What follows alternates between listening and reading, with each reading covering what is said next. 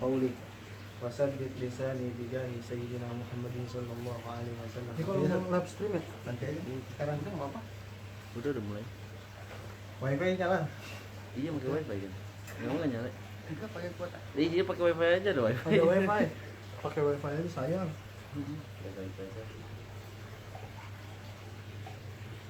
Hamba Allah. Iya.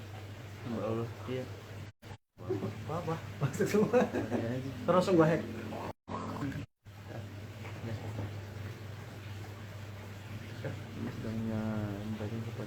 Ishrah li sadri wa yassir li amri wahlul 'uqdatam min lisani yafqahu qawli wa nawwir qalbi wa basari bi haqqi sayyidina Muhammadin sallallahu alaihi wasallam wa sabbit lisani bi jahi sayyidina Muhammadin sallallahu alaihi wasallam. Usturukum ya ahlan darb wa ya ahlal batin wa ya ahlan nawbati wa ya ahlan nur.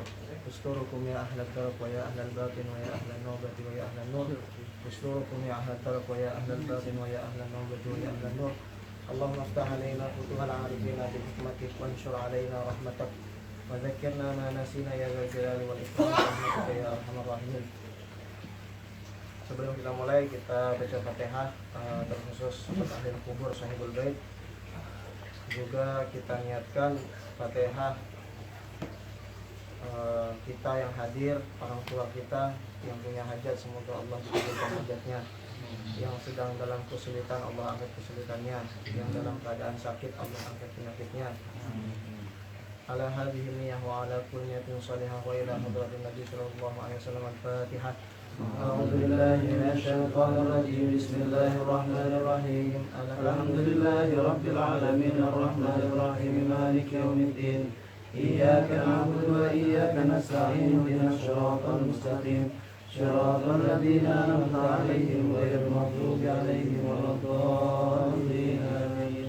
فاجعلني عن الله يقضي حاجاتنا ويقبل دعواتنا ويشرح صدورنا وييسر أمورنا في الدين والدنيا والآخرة ويجعلنا من عباده الصالحين ويدخلنا في عباده الشاكرين ويفتح علينا فتوح العارفين ويشفي مرضانا ومرضى المسلمين ويغفر لنا ذنوبنا ولوالدينا وارحمنا وارحمهما كما ربونا صغارا وارزقنا برهم في الحياة وبعد الممات وارزقنا زيارة حرمين في كل سنة بلا محنة ولا امتحان بحق سيدنا ولد أدنان وعلى ما نوى به سلفنا الصالح وعلى ما استعاذ به سلفنا الصالح وعلى ما نوى نبينا محمد صلى الله عليه وسلم وعلى ما استعاذ نبينا محمد صلى الله عليه وسلم وعلى شفاء شفاء عاجلا لا يصادره سقما ولا ألما وعلى كل حاجة هي لك رضا ولنا فيها صلاة إلا قضيتها ويسرتها يا أرحم الراحمين وعلى كل نية صالحة وإلى حضرة النبي صلى الله عليه وسلم. الفاتحة. أعوذ بالله من الشيطان الرجيم. بسم الله الرحمن الرحيم. الحمد لله رب العالمين الرحمن الرحيم مالك يوم الدين. إياك نعبد وإياك نستعين. اهدنا الصراط المستقيم صراط الذين أنعمت عليهم غير المغضوب عليهم ولا الضالين. إلى حضرة إخوانهم الأنبياء والمرسلين والأولياء والشهداء والصالحين والصحابة والتابعين والعلماء والمصنفين وجميع الملائكة المقربين خصوصا إلى حضرة سيدنا أبو بكر الصديق وسيدنا عمر بن الخطاب وسيدنا عثمان بن عفان وسيدنا علي بن أبي طالب كرم الله وجهه وستة باقين منهم رضي الله عنهم. الفاتحة. أعوذ بالله من الشيطان الرجيم. بسم الله الرحمن الرحيم. الحمد لله رب العالمين الرحمن الرحيم مالك يوم الدين. إياك نعبد وإياك نستعين. اهدنا الصراط المستقيم صراط الذين أنعمت عليهم غير المغضوب عليهم ولا الضالين. جميع أولياء الله تعالى من مشارق الأرض إلى مغاربها خصوصا إلى أرواح أئمة الأربعة وغيرهم من المجتهدين والإمام أبو حسن الأشعري والإمام أبو منصور الماتريدي وممن سلك مسلكهم القطب الرباني الإمام السيد أحمد الرفاعي والقطب الرباني شيخ عبد القادر الجيلاني والقطب الرباني أحمد البدوي والقطب الرباني إبراهيم الدوسقي والقطب الرباني علي حسن الشاذلي والقطب الرباني سيد محمد الفوادي والقطب الرباني سيد عبد الله النقشبندي وأتباعهم كلهم سادة الأمة محمدية رضي الله عنهم أن الله يغفر لهم ويرحمهم ويعلي درجاتهم في الجنة ويعيد علينا من بركاتهم وأسرارهم وأنوارهم وعلومهم ونفعهم في الدين والدنيا والآخرة وعلى كل نبي صالح وإلى حضرة النبي صلى الله عليه وسلم. الفاتحة. أعوذ بالله من الشيطان الرجيم. بسم الله الرحمن الرحيم. الحمد لله رب العالمين الرحمن الرحيم مالك يوم الدين. إياك نعبد وإياك نستعين اهدنا الصراط المستقيم صراط الذين أنعمت عليهم غير المغضوب عليهم ولا الضالين. إلى جميع أهل القبور من المسلمين والمسلمات والمؤمنين والمؤمنات من مشارق الأرض إلى مغاربها برها وبحرها، خصوصا آبائنا وأمهاتنا وأجدادنا وجداتنا ومشايخنا ومشايخ مشايخنا ولمن اجتمعنا هنا بسببه ولأجله، وإلى حضرة خصوصا Bapak Munasir bin Ali Ahmad, Bapak Suminam binti Karto, Bapak Kardi Utomo bin Sumo Karyo, Bapak Kabinto binti Kardi Utomo, Bapak Bento bin Kardi Utomo, Bapak Sudarmanto bin Kardi Utomo, Ibu Pariem binti Karuno, Bapak Warto Wiono bin Iro, Bapak Sunarto bin Warto Wiono, Bapak Sumo Karyo Kakung Putri bin Adam, Mbah Karto Diryo Kakung Putri bin Adam, Bapak Ali Ahmad bin Adam, Bapak Suro bin Adam, Bapak Suyanto bin Allah yaghfir lahum wa yarhamhum wa yu'li darajatihim fil jannah wa yaj'al qabrahum rawdatan min riyadil jinan wa la taj'al qabrahum hufratan min hufarin niran. Wa ila hadratin Nabi sallallahu alaihi wasallam al-Fatihah.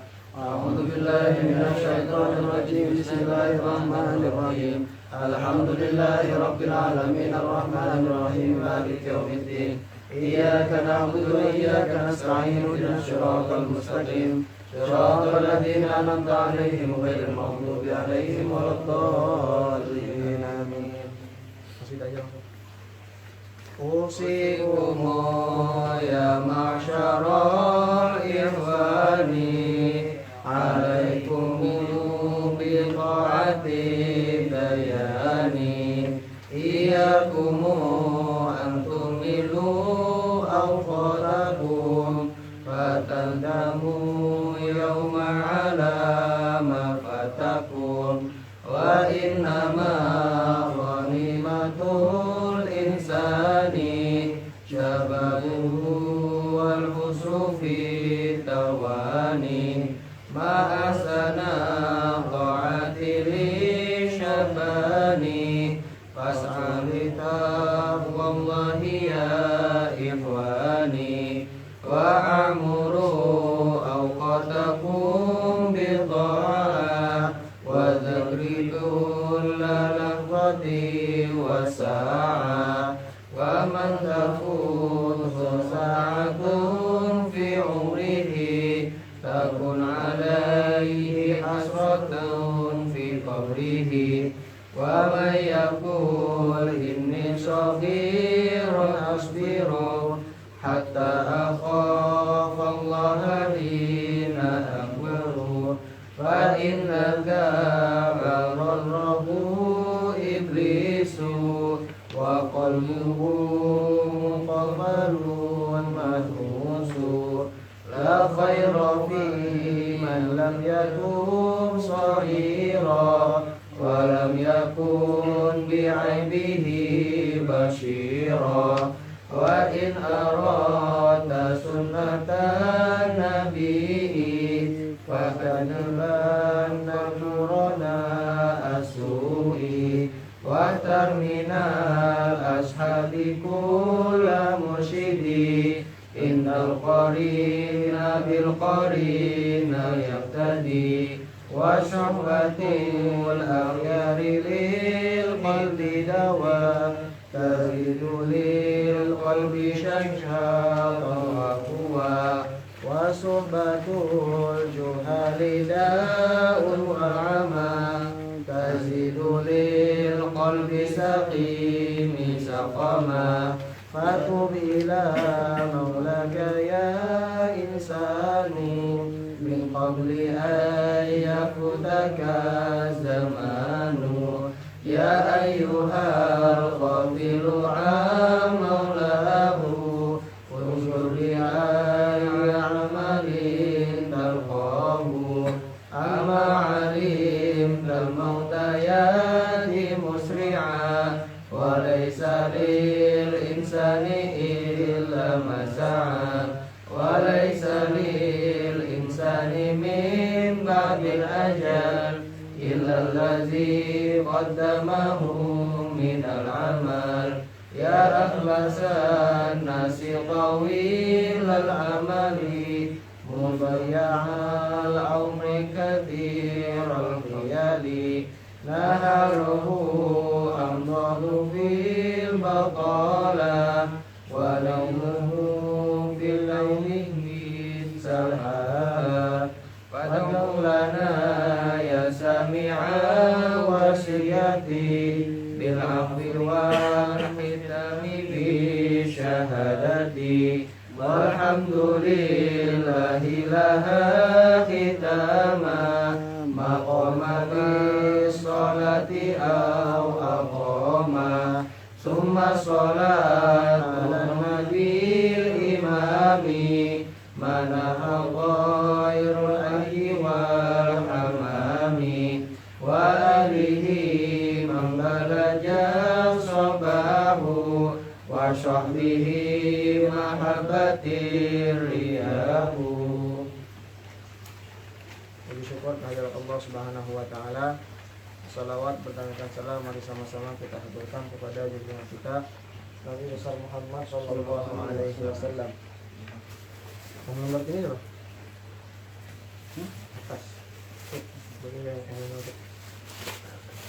Alhamdulillah pada malam hari ini kembali kita berkumpul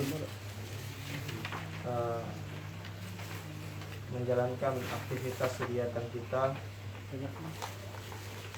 bahkan bukan hanya sekedar aktivitas tapi menjalankan wajibatul awqat, kewajiban mengisi waktu. Jadi kalau kita tahu kemarin kewajiban kita sebagai orang beriman itu dengan rukun Islam, mengerjakan bersyahadat, mengerjakan sholat, puasa, zakat, haji jika mampu. Tapi selain itu, dan kata Rasulullah SAW, aflaha wa in shadaq. Kalau kita udah mengerjakan 5 itu, udah bener deh, kalian menjadi orang yang Islam, orang yang beriman. Tapi ada wajibatul awqat, ada kewajiban waktu juga. Kewajiban waktu seperti apa? Kita mau sholat, kita mau puasa, kita mau zakat, tentu nggak bisa kita melaksanakan itu secara langsung.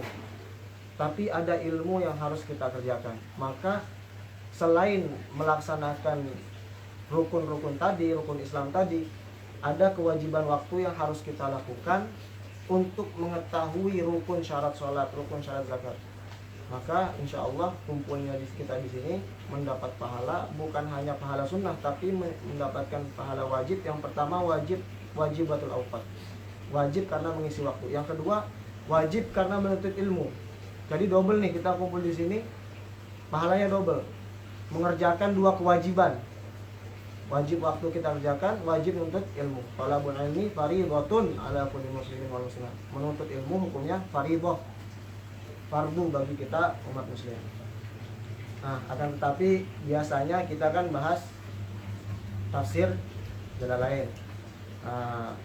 Berhubung kita udah masuk bulan Rajab, nanti kita bulan Sya'ban, maka di sela-sela kita sela-selakan waktu kita atau pengajian kita untuk membahas Isra dan Mi'raj, untuk membahas keutamaan bulan Rajab. Nanti nggak terlalu lama mungkin apa yang disampaikan, yang saya semuanya udah pegang di sini, tinggal dibaca ulang nanti di rumahnya masing-masing. Jadi apa yang mau saya baca di sini, apa yang saya tulis di sini, ini mulakhos, ringkasan dari kitab Al-Anwar Al-Bahiyah Alal Isra wal Mi'raj. Kitab Al-Anwar Bahiyah Alal Isra wal Mi'raj. Karena kalau kita pegang buku belum tentu semua pegang buku kan kitabnya. Akhirnya saya inisiatif untuk selalu dalam hal seperti ini saya kasih rangkuman, ringkasan dan lain sebagainya supaya kita bisa ingat dan kita amalkan, dan bukan cuma diamalkan, diingat dan disampaikan minimal di keluarga kita. Nah, ini tujuannya adanya talkisan ini. Dan insya Allah kitab Al-Anwar Bahiyah ini yang sebagaimana saya katakan karangan dari Sayyid Muhammad Alwi Al-Maliki Al-Hasani. Mungkin teman-teman tahu lah, nama itu udah nggak aneh, udah nggak asing.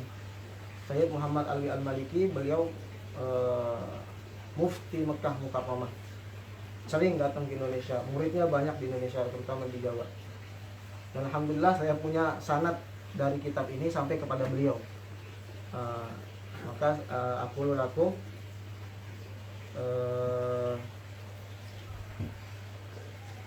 gimana?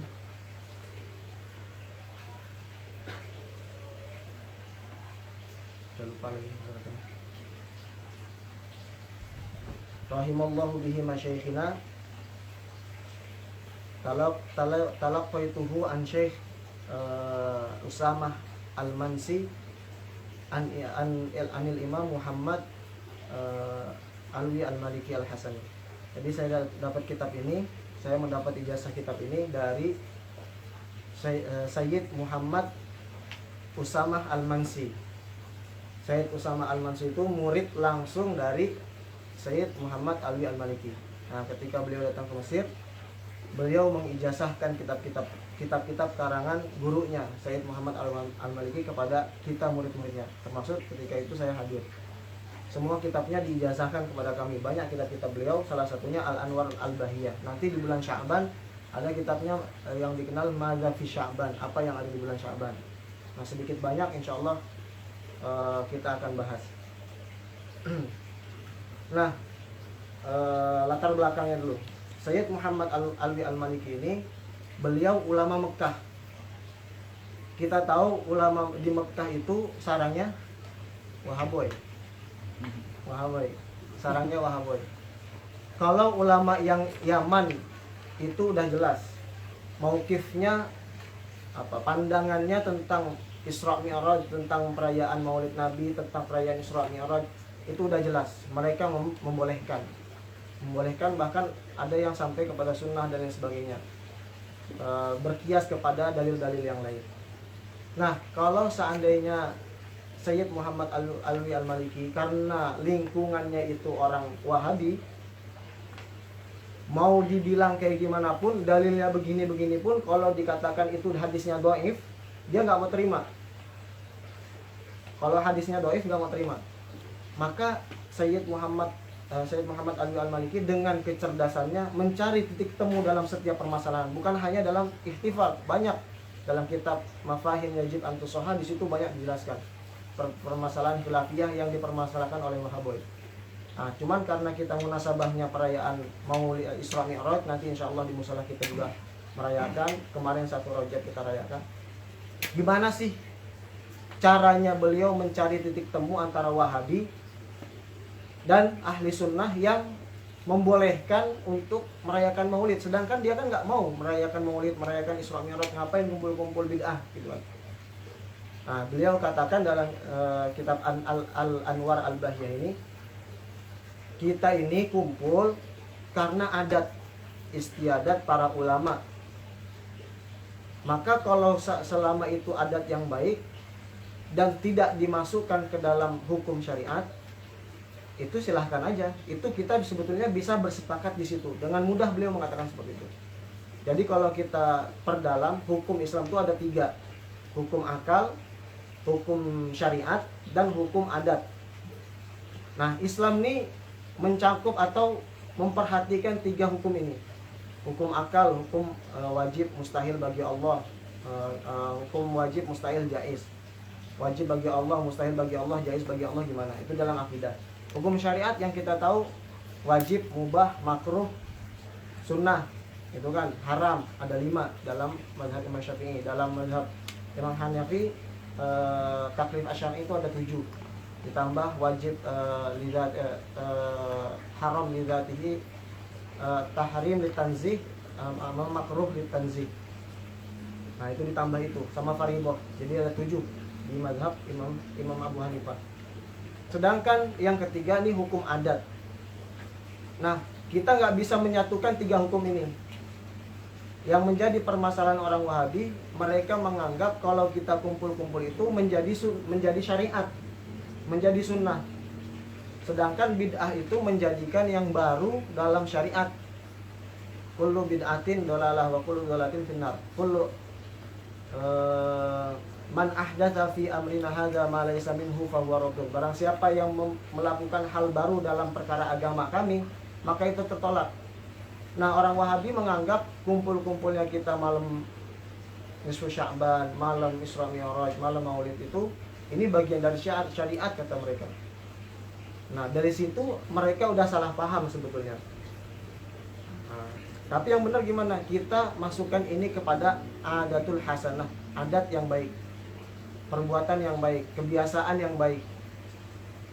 Nah, orang, kata beliau, lebih baik mengumpulkan orang-orang yang banyak, bukan cuma di Indonesia, di negara-negara lain pun seperti itu, untuk mengingat akan sebuah peristiwa baik, untuk berzikir di situ, untuk memberi nasihat kepada orang-orang yang ghaflah, orang-orang yang lalai, daripada kita menentangnya.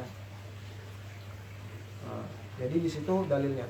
Adapun dalil-dalil lain, kita kemarin yang hadir, insya Allah banyak, sebetulnya banyak dalil yang menunjukkan kebolehan dalam melaksanakan memperingati hari-hari besar Islam.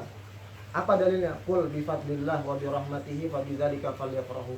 Katakanlah dengan keutamaan Allah dan dari rahmatnya, fa bidzalika, maka dengan itu berbahagialah. Kan keutamaan Allah dan rahmat Allah itu turun melalui peristiwa-peristiwa besar dalam Islam. Coba kalau kita lihat peristiwa Isra Mi'raj, bagaimana di situ isinya bukan cuma rahmat, nafahat, karunia yang Allah kasih kepada Nabi Muhammad.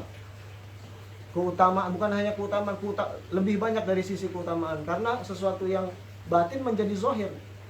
Maulidnya Nabi yang tadinya sesat menjadi dapat petunjuk, dapat hidayah. Di situ kan ada rahmat Allah, dari keutamaan Allah. Maka perintahnya ketika kita mendapat rahmat Allah, ketika kita mendapat keutamaan Allah, kata Allah, falyafrahu, maka berbahagialah. Cara kita berbahagia dengan kumpul melaksanakan, memperingati malam tersebut, hari-hari besar tersebut. Yang kedua, wa may yu'azzim sya'airallah fa innaha min taqwal qulub. Barang siapa yang mengagungkan syiar-syiar Allah, maka itu ciri dari ketakwaan di dalam hati. Syiar-syiar Allah apa? Isra Mi'raj itu bagian dari syiar Allah. Maulid Nabi dari syiar Allah. Lebaran, puasa, itu semuanya syiar-syiar Allah. Terlebih ada pada zaman tabi'in orang yang berada di sekitar Syam. Jadi Syam sebelahnya Persia. Sebelahnya Syam, Persia. Ulama-ulama tabi'in kita itu merayakan atau memperingati malam nisfu Sya'ban. Tujuannya apa? Tujuannya untuk mengagungkan Islam, mengagungkan syiar-syiar Allah. Karena apa? Orang yang nggak Islam ketika melihat orang Islam berkumpul, dia akan takjub, tertegun. Akhirnya sampai dakwah Islam kepada mereka. Kok bisa umat Islam yang cuman karena agama bisa kumpul dalam satu peristiwa memperingati nabinya? Orang kan geter. Kita sholat Idul Fitri yang bukan Islam, melihat orang kita rame ke sholat Idul Fitri, takjub, bergetar, kok bisa umat Islam kayak gini ya? Nah, inilah dalil kenapa kita boleh merayakan silaturahmi, hari besar Islam.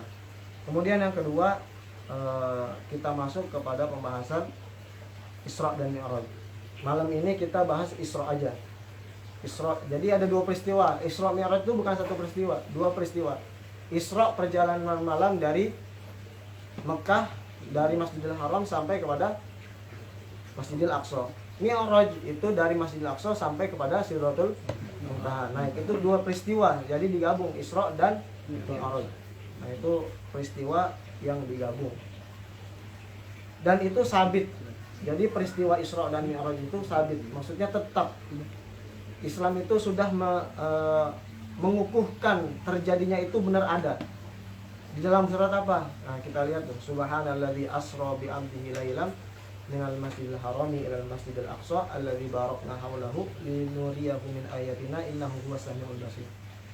Nah, uniknya dari ayat ini, kalau biasanya Al-Quran itu dimulai dengan Alhamdulillahirabbil alamin, Alhamdulillahilladzi anzala 'abdihil kitaba wa lam yaj'al lahu. Alhamdulillah banyak dimulai. Bukan cuma Fatihah, banyak lagi alhamdulillah. Atau dengan harful muqatta'ah, Alif Lam Mim Yasin Qaf Nun. Tapi pada surat Al-Isra ini, dan namanya pun Al-Isra, itu diawali dengan kata subhana. Kalau alhamdulillah kan segala puji. Kalau subhana maha suci. Subhanalladzi asra, maha suci Allah yang telah memperjalankan bi'abdihi, asra bi'abdihi, kepada hambanya Muhammad. Kenapa dimulai dengan subhana? Karena orang-orang kafir pada zamannya, orang-orang yang gak percaya kepada Nabi Muhammad, ketika dibilang Nabi Muhammad itu melakukan perjalanan malam dari Mekah sampai Masjidil Aqsa dalam satu malam, katanya. Oh, gak, logika mereka, nalar mereka gak bisa mikir. Akhirnya apa?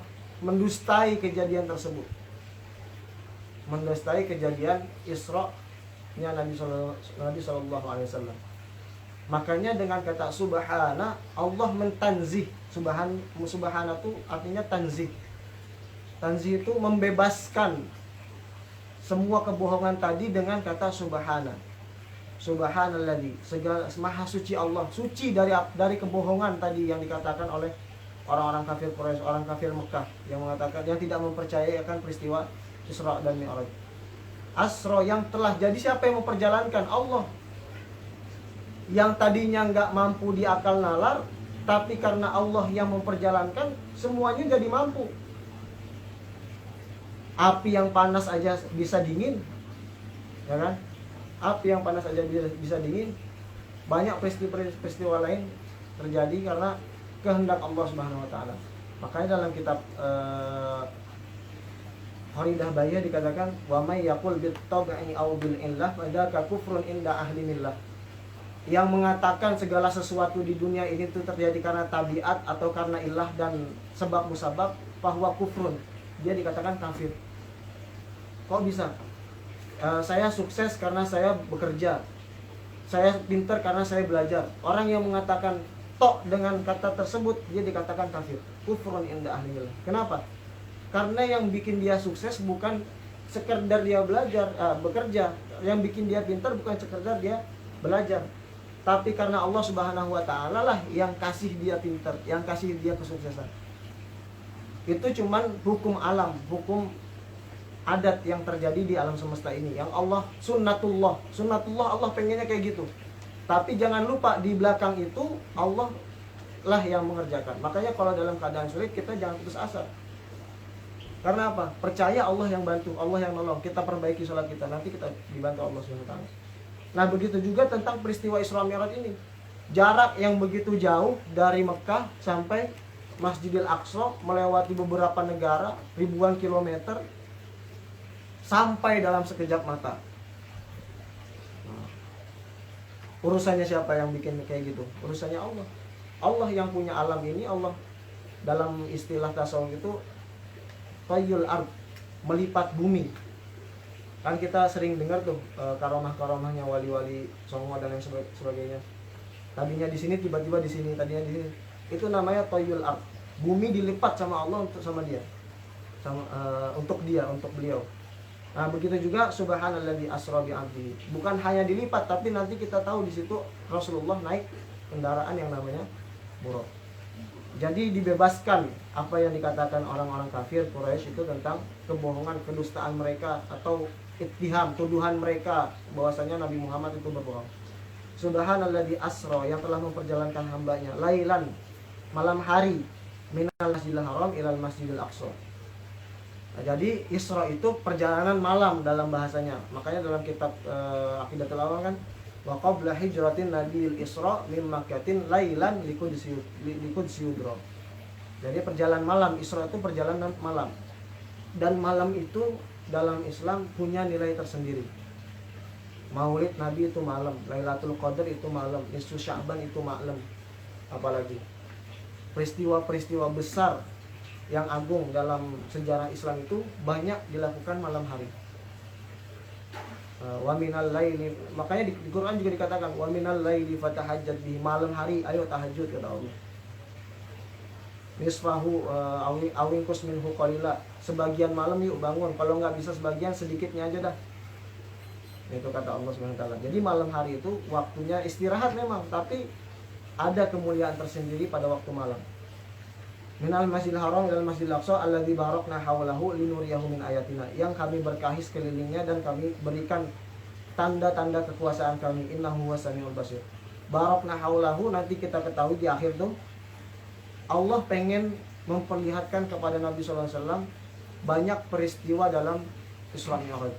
Nanti kita tahu ada peristiwa orang yang mukulin kepalanya pecah balik lagi, dipukulin lagi pecah balik lagi.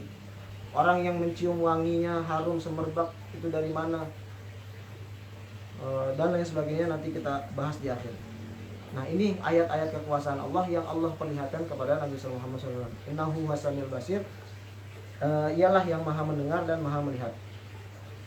Nah, perjalanan Isra itu faja'ah, tidak dijanjikan. Ya Muhammad, nanti kamu pengen tanggal segini mau Isra Mi'raj loh, pengen ada peristiwa namanya Isra Mi'raj, enggak. Tapi perjalanan Isra Mi'raj itu tasliyah. Tasliyah itu penghibur.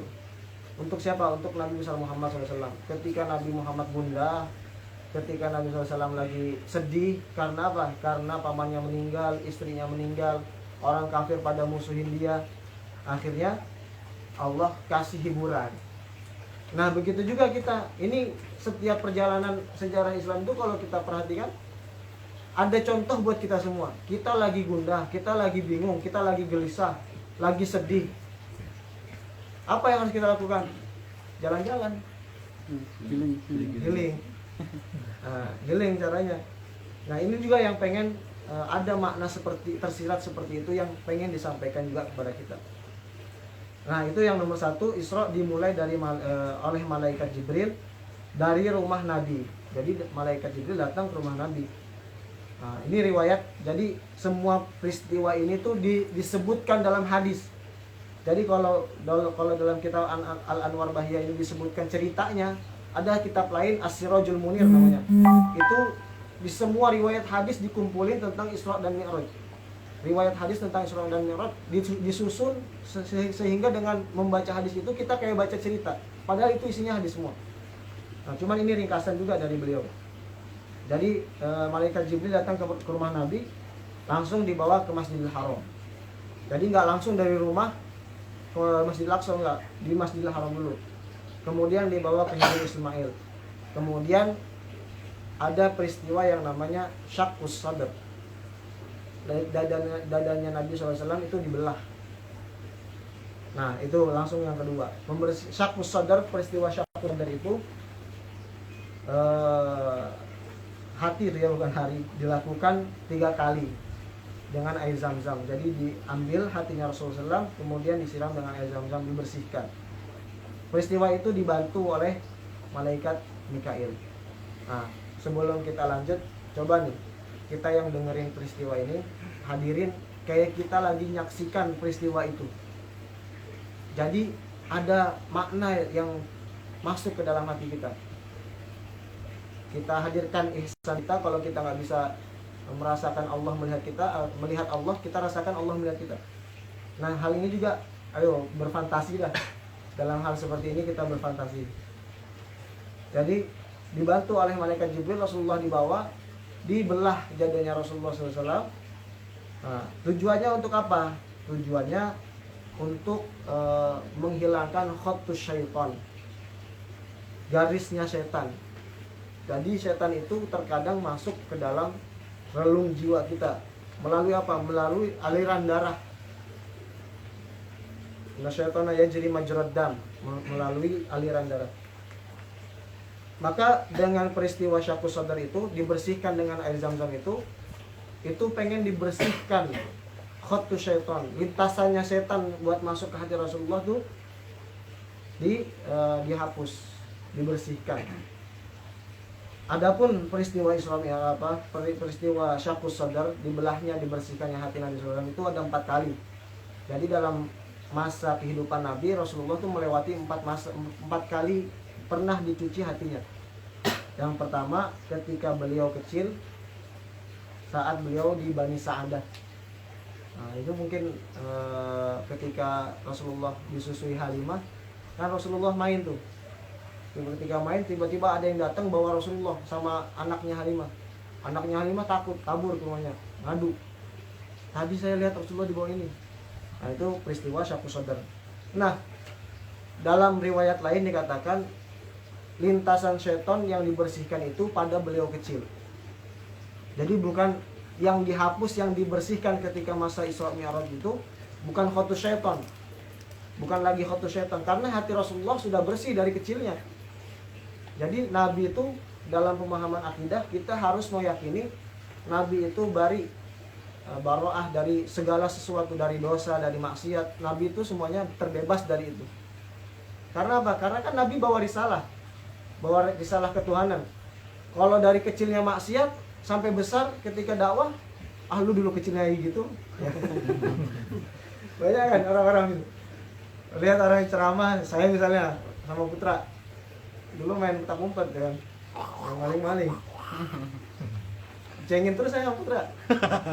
Nah, tapi karena Rasulullah bersih dari kecil, orang bahkan ketika Rasulullah pertama mendapat risalah nubuwah itu, wahai kaumku, wahai kaum Quraisy, kamu percaya nggak kalau Rasulullah naik ke atas gunung ngumpulin orang Quraisy?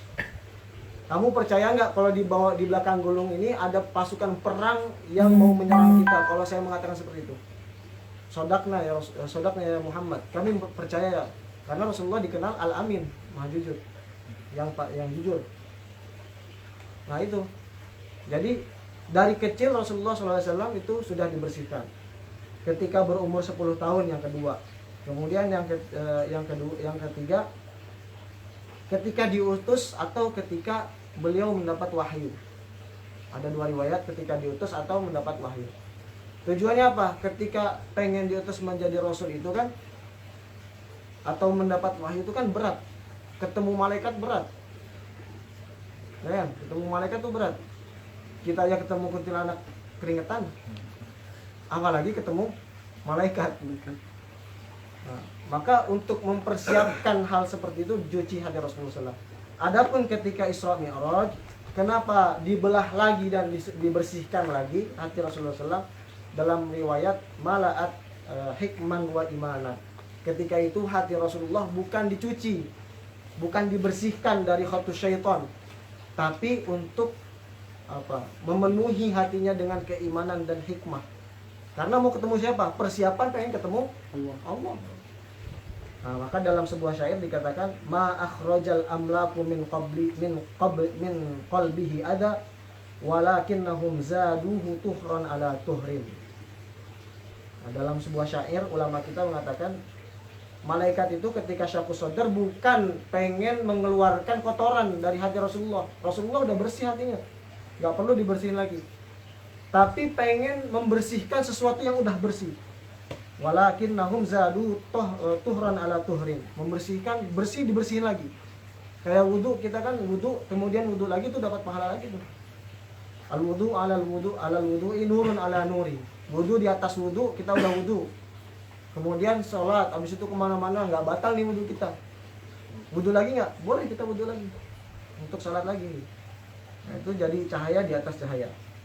Yang kedua, pendapat yang kedua, peristiwa Isra Mi'raj itu dibersihkan hati Rasulullah SAW oleh malaikat Jibril, dibelah hati Rasulullah SAW itu bukan untuk khotus syaitan, tapi manba'ur rahmah. Pengen dibersihkan sumber rahmat Allah. Jadi rahmatnya Allah yang ada di bumi itu Nabi besar Muhammad. Wa ma arsalnaka illa rahmatan lil alamin. Tidaklah aku utus engkau ya Muhammad kecuali rahmat bagi seluruh alam. Makanya ra'fahnya Nabi, kasih sayangnya Nabi lebih besar daripada murkanya Nabi SAW. Nah itu banyak peristiwa-peristiwa itu bisa kita lihat dalam sejarah Nabi SAW. Nah setelah dibersihkan, Nabi SAW udah dibersihin syaqqu sadr ini. Jadi dalam hal ini juga apa? Kalau hati kita kotor, hati kita bersih, banyak maksiat, bersihin nih hati kita. Gak bisa kita bersihin hati kita keluarin, bisa gak? Gak bisa kan? Kita mandi dengan mandi taubat. Itu caranya. Sholat taubat. Nah, kita mandi taubat atau kita doa sama Allah, ya Allah, naqi qalbi kama tunaqqa qalba Muhammad. Ya Allah, bersihkan hatiku seperti engkau membersihkan Nabi Muhammad pada peristiwa Syaqqus Sadr tadi, pembelahan hati Nabi Muhammad. Nah, air Zam-Zam berkah juga karena menjadi dicuci, ada di situ cucian hatinya Nabi Muhammad. Kita minum air Zam-Zam, kenapa harus doa? Karena di situ ada keberkahan, salah satunya karena pernah digunakan untuk bercuci hatinya Nabi Muhammad. Jadi kita tahu, oh kita minum air Zam-Zam kalau doa dikabul nih. Tapi nggak tahu sebabnya apa, nih sebabnya ini. Jadi kita dapat keberkahan dari hal tersebut. Kemudian yang ketiga, diberikan stempel kenabian. Diberikan stempel kenabian. Stempel kenabian itu, jadi semua nabi itu pasti punya tanda kenabian. Tanda kenabiannya di mana? Di atas katifihil aisar, bahunya yang kiri. Di atas bahu kiri itu ada tanda kenabian. Di situ saya tulis berupa fragmen daging kecil yang terlihat terdapat rambut di atas pundak kiri. Jadi ada daging kecil, kemudian ada rambutnya. Di situ adalah alamatun nubuwah, ciri kenabian. Ada nggak, Bud? Ada, Bud? Nggak ada lah. Itu kan nabi. Jadi kalau ada orang ngaku nabi, lihat sini ya, ada nggak tuh daging kecil itu, rambutnya. Itu ciri kenabian yang menjadi ciri zahir. Dan itu terjadi juga, diriwayatkan ada seorang sahabat atau seorang rahib Yahudi yang pernah membaca kitabnya, kalau ciri nabi itu ada gini, ada apa? Ada dagingnya gitu di atas kiri. Nah, dia baru percaya sebelum melihat itu, maka benar-benar diunjukin sama Nabi, ini alamat kenabianku. Nah, lupa saya nama sahabatnya. Nah, ini di khotem sama Nabi. Kemudian setelah itu baru dinaikkan, atau setelah semuanya tadi dibawa dari rumah ke Masjidil Haram, ke Hijr Ismail. Setelah dari Hijr Ismail baru dibersihkan hatinya. Setelah dibersihkan hatinya, distempel kenabian. Nah, stempel kenabian ini juga ada yang mengatakan stempel kenabian itu sebetulnya dari Nabi lahir. Masa iya Nabi mengatakan dirinya Nabi tapi nggak ada dari kecil kenabian, sedangkan kenabian itu kan dari Allah datangnya, pasti udah ada dari kecil. Nah, memang sudah ada dari kecil, tapi ketika Isra Mi'raj itu semakin jelas, semakin terlihat. Jadi mengumpulkan antara dua riwayat yang berbeda. Ada riwayat mengatakan stempel kenabian itu dari kecil. Yang kedua ada yang mengatakan stempel kenabian itu ketika Nabi Isra Mi'raj. Nah, kita kumpulkan dua riwayat itu. Iya, dari kecil memang sudah ada, tapi ketika Isra Mi'raj ditambahkan, diperlihatkan lagi supaya lebih jelas. Kemudian setelah beliau distempel kenabian, baru dibawa dihadirkan buraq. Ini sering kita dengar, apa sih itu buraq gitu kan? Buraq itu tawilun fauqal himar dunal bighal. Seekor hewan tunggangannya para nabi, tawilun tinggi, fauqal himar di atas tingginya dari keledai, dunal bighal di bawahnya bighal. Bighal itu perkawinan silang antara kuda dan himar dan keledai. Jadi lahirnya bighal. Dia lebih tinggi daripada keledai. Kalau keledai kan agak kecil ya kan. Keledai itu juga tumpangannya para ulama zamannya. Hewan yang paling kuat karena dibawa kemana-mana kuat dia. Nah, dia tingginya itu lebih tinggi dari himar dan lebih pendek dari bighal.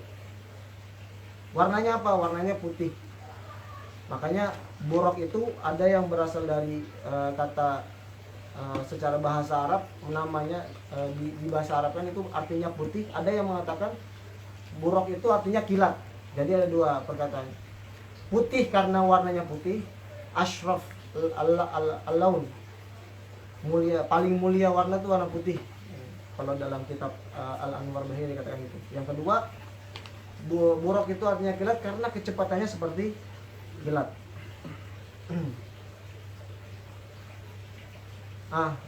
Buraq ini juga makhluk yang diambil karena rindu pengen bertemu Nabi SAW. Jadi buraq itu banyak, cuma satu. Dipilih sama Allah dalam kitab lupa saya, Ar-Rahiq Al-Maktum. Jadi buraq itu banyak, tapi ada buraq yang sedih pengen bertemu sama Nabi SAW. Akhirnya dibawa ketika peristiwa Isra Mi'raj itu. Nah ini mengenai Buraq. Setelah dibawa, nah barulah mulai perjalanan. Setelah dibersih stempel, baru dibawa sama Buraq dan ditemani oleh malaikat Jibril. Nah, tidak langsung sampai kepada Masjidil Aqsa. Ada tempat transit singgahnya dulu. Nabi Muhammad SAW itu transit dulu. Transit di mana? Pertama di Madinah. Jadi dibawa set nyampe ke Madinah. Namanya Dzatun Nakhl perkataannya. Tempat di sini kata ketika ditanya malaikat Jibril tuh bilang, ya Muhammad inzil fasalli. Muhammad turun di sini kemudian sholat. Jadi nggak cuma bersinggah tapi disuruh turun sama malaikat Jibril, sholatlah di sini. Ketika naik, amalim tahada, kamu tahu nggak di tempat apa? Kemudian malaikat Jibril mengatakan, hada al muhajarah. Ini tempat nanti kamu hijrah di sini karena Isra Mi'raj itu kan sebelum hijrah kan? Wa qabla hijrah, dan sebelum hijrah. Nabi Isra. Satu atau beberapa tahun sebelum Nabi hijrah. Nah, udah dibilangin sama malaikat Jibril, ini di sini nanti kamu hijrah di sini. Namanya Madinah, Baitun Nakhl namanya.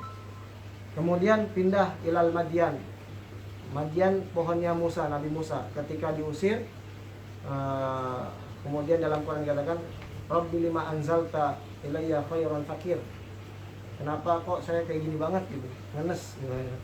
Nah itu bersandarnya di pohon Nabi Musa. Inzil fasolli, sholatlah di sini. Jadi ada beberapa tempat yang disuruh untuk sholat dulu. Kemudian yang ketiga Tur Sina. Tur Sina nih di Mesir. Sinai, Gunung Sinai. Tempat Nabi Musa SAW, Nabi Musa alaihissalam berbicara kepada Allah. Inzil fasolli, turun sholat di sini kata malaikat itu. Kemudian yang keempat Syam, kelima ini Baitul Laham. Nah, Baitul Laham ini tempat dilahirkannya Nabi Isa alaihissalam di Syam. Nah itu saya jelaskan, menunjukkan kenapa kok Nabi SAW itu disuruh sholat di situ, kemudian disuruh transit di situ, turun di situ. Karena Islam itu millatun wahid, porosnya sama, satu, millata Ibrahim Hanifah, dari Nabi Ibrahim. Musa agama Nabi Isa Yahudi, kemudian Nasrani, itu porosnya satu dari Nabi Ibrahim, dari Allah Subhanahu wa taala. Nah, maka di tempat itu supaya kita umatnya setelahnya tahu, oh ini tempat-tempat bersejarah nih yang harus kita perhatikan. Termaksud Baitul Maqdis, datangnya Nabi Muhammad di Baitul Maqdis. Isra'nya sampai Baitul Maqdis yang sekarang lagi Allah kasih bencana fitnah di situ. Nah, maka sebagai umat Islam kita juga harus punya perhatian khusus terhadap hal tersebut. Jangan acuh tak acuh. Jadi menunjukkan dengan perintahnya sholat Nabi SAW itu untuk adanya hubungan antara umat-umat beragama, tempat-tempat para nabi terdahulu, supaya kita nggak acuh tak acuh terhadap hal tersebut. Dan dalam hal ini juga menjadi ciri kalau kita singgah di tempat-tempat yang mulia, sholat di situ. Kita ziarah kubur, itu sholat di situ. Kita ziarah kubur ulama ya, yang punya tempat masjid dan sebagainya. Ke masjid kemana itu sholat di situ. Ini tujuannya kayak gitu, mengajarkan seperti itu. Kemudian peristiwa kekuasaan Allah yang terjadi. Ini capek nggak dengerinnya? Apa udah dulu? Hah? Udah dulu. Lanjut besok. Nanggung mas. Nanggung.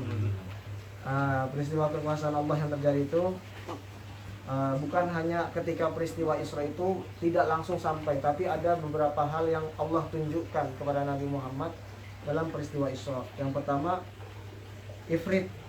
Jadi ketika lagi dibawa sama malaikat Jibril, ada Ifrit yang ngikutin, minta nyalain percikan api, digangguin. Setiap Nabi noleh ke kanan, datang dia. Noleh ke kiri, dia datang kiri. minta percikan api. Nah di sini diajarin sama malaikat Jibril. Ala u'allimuka kalimatin taquluhunna idza qultahunna tafi'at syu'alatahu wa kharra li fihi. Mau nggak saya ajarin supaya kamu terbebas dari godaannya si Ifrit nih? Mau kata Rasulullah. Kemudian dibaca oleh malaikat Jibril, a'udzu biwajhillahil karim wa bi kalimatillahit tammah allati la yujawizuhunna barrun wala fajir min syarri ma yanzilu minas sama' wa min syarri ma ya'ruju fiha wa min syarri ma dara'a fil ardi wa min syarri ma yakhruju minha wa min fitnatil laili wan nahar wa min taraikil laili wan nahar illa tariqan yatruku bi khairin ya rahman. Ini kalau antum mau ruqyah, ada yang kesurupan baca ini. Tunjuk jari antum, tunjuk begini, satu, baca ayat ini, doa ini, a'udzubillahi wajhil karim bi kalimatillahi tammah sampai akhir. Kalau lagi ada yang ruqyah, Apalin apa? coba nanti. Putra ini kan masih sekali. Coba Coba cing. Panas gua. Oke, dibaca. Jadi banyak tariqah ruqyah, salah satunya baca doa ini. Kemudian yang kedua, bertemu sama orang yang berkah dalam pertaniannya. Nah, ketika berkahnya maksudnya apa? Jadi Nabi SAW lihat ketika peristiwa Isra itu ada orang hatta atau ala qaumin yazra'una fi yaumin wa yahsuduna fi yaumin. Nabi diperlihatkan ada orang yang nanam sekarang, besok udah panen. Jadi berkahnya sampai seperti itu. Sekarang ditanam, besok panen. Ditanya oleh Nabi kepada Jibril, "Ya Jibril, mahadha, apa ini Jibril?" Dijawab, "Wa qala haula'il mujahidina fi sabilillah." Mereka itu orang mujahid fi sabilillah, sambil makan yang pesan. Mereka itu orang yang mujahid fi sabilillah. Orang mujahid fi sabilillah dapat keberkahan dengan mujahidnya. Tudha'af lahum hasanah. Allah gandakan kebaikan mereka. Nah, itu sedikit-sedikit aja, enggak usah banyak. Kemudian yang ketiga, wangi dari Masyittah bin Fir'aun dan anaknya yang kuat dalam keimanan walaupun dihukum mati. Jadi yang kedua, wawajada rihan thayyiban. Dia menemukan wangi yang banget di satu wilayah. Nabi Muhammad mencium bau wangi. Ya Jibril, mahada. Jibril ini apa nih? Jadi lagi jalan-jalan sambil ngeliatin sekitarnya. Jangan cuma jalan-jalan buat hiburan doang, tapi lihat apa ayat Allah yang lagi Allah tunjukkan di setiap jalan. Hadhihi raihatu Masyittah binti Fir'aun. Ini wanginya Masyittah bin Fir'aun. Dimana ketika lagi nyisir, kemudian dia sisirnya jatuh, si Masyittah bilang Bismillahi ta'isal Fir'aun. Brengsek nih Fir'aun gitu. Bismillah, brengsek tuh Fir'aun gitu. Yang lainnya dengar, pembantunya dengar. Apakah kamu punya Tuhan selain Fir'aun? Iya, saya punya Tuhan, Tuhan kamu dan Tuhan Fir'aun. Saya aduin ya sama Fir'aun. Ya, saya aduin. Diaduin sama Fir'aun. Balasannya apa? Disiapkan dalam tempat didihan yang panas. Ditenggelamkan, dididihkan bejana, kemudian ditenggelamkan di situ. Itu siksaannya sampai meninggal. Nah, ketika dikubur, wasirnya tolong kuburkan kami dalam satu tempat. Nah, akhirnya tempat itulah yang menjadi wangi sampai ketika peristiwa Isra Mi'raj juga. Nah, itu peristiwa yang kedua. Peristiwa yang ketiga, yang keempat, orang senantiasa selalu memecahkan kepalanya karena meninggalkan sholat. Wow. Nah, kita nih. Jadi ada orang yang mukulin kepala, pecah, balik lagi, dipukulin lagi, pecah, balik lagi, pecah, balik lagi. Ini siapa? Man hada ya Jibril? Nabi Jibril mengatakan, man haula illadzina tathaqala ru'usahum anis sholahil maktubah. Mereka orang yang berat kepalanya, waktunya azan masih alhamdulillah. Nah, jadi ini dari peristiwa ini kita kena juga nih, kesambet juga nih. Orang yang malas, berat kepalanya untuk melaksanakan sholat. Kemudian yang ketiga, orang yang senantiasa, orang seperti hewan ternak memakan rumput, duri dan tanaman yang pahit karena enggan bersedekah. Punya harta untuk bersedekah, diperlihatkan apa balasan yang Allah kasih ini. Ada pohon berduri, ada pohon yang pahit, dia seperti hewan ternak. Hewan ternak biasanya makan rumput, yang dia makan duri. Yang biasa hewan ternak gak mau makan, tapi dia makan itu karena gak mau bersedekah. Kemudian yang keenam, memilih daging busuk untuk dimakan.